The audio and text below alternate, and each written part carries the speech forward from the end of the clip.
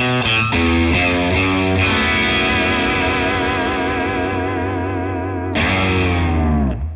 folks, welcome to Peach Guitars. My name's Jack.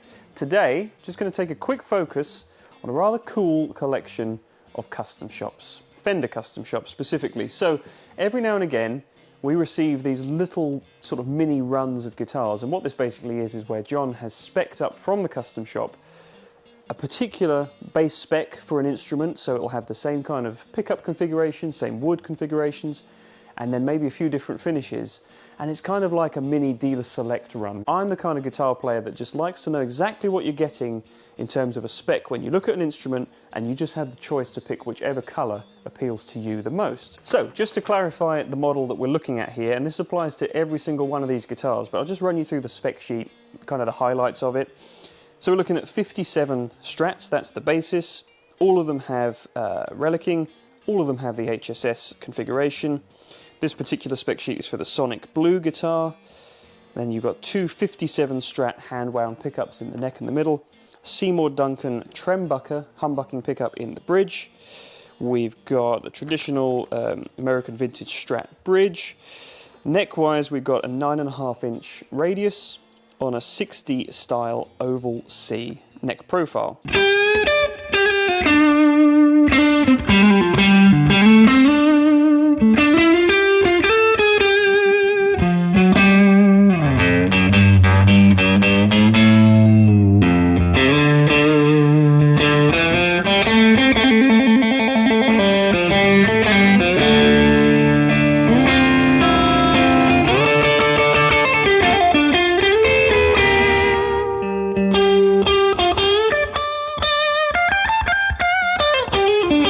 This was the one that appealed to me the most when I saw them. It's kind of, perhaps you could say it's the most plain in a way. It's the only one without a metallic finish. Sonic Blue. In fact, I actually thought it might be Daphne. It's kind of like a little hybrid between Daphne and Sonic Blue. It's quite interesting what they do when they decide to put a humbucker in, because you get different configurations. So in this case, we've got a Seymour Duncan Trembucker, and then you have a rather discreet little push-pull button, push-push rather, on the volume control that splits the bridge humbucker. They're 57 Strat. That's the basis for them. So you start with a 57 Strat, and then what they did is kind of alluded to what a lot of players were doing, the turn of the 80s, so kind of late 70s, early 80s.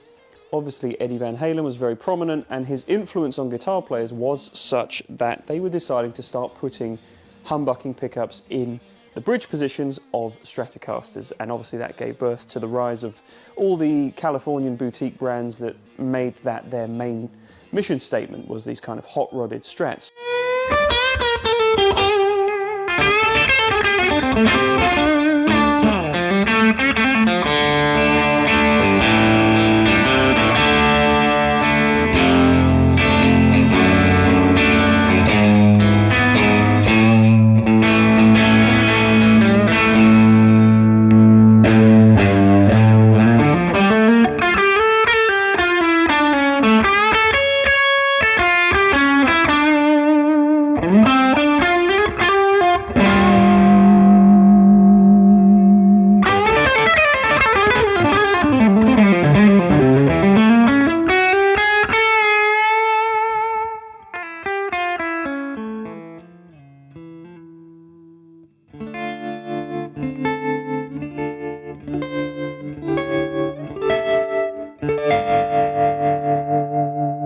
So next up we've got this candy green metallic. I do really like a metallic finish. I mean, it's not necessarily in keeping with Fenders of yesteryear. You know, you didn't see many of these back in the day, but it's cool that the custom shop allows these things to exist. So again, it's exactly the same 57 kind of spec, but with a slightly slimmer 60s style neck, and then you've got this gorgeous metallic finish. They're not going to be for everybody, but I like that they're kind of statement pieces, because, you know, the Relic debate still rumbles on for some reason. I don't know why people haven't just figured out that it's okay to like both. This either isn't going to be for you at all, you want a pristine NOS guitar, fine, you can do that. But if you like a Relic, you can do that as well, and this is quite tastefully done. It's a pretty heavy Relic, but I like that the wear that you see is actually in believable places.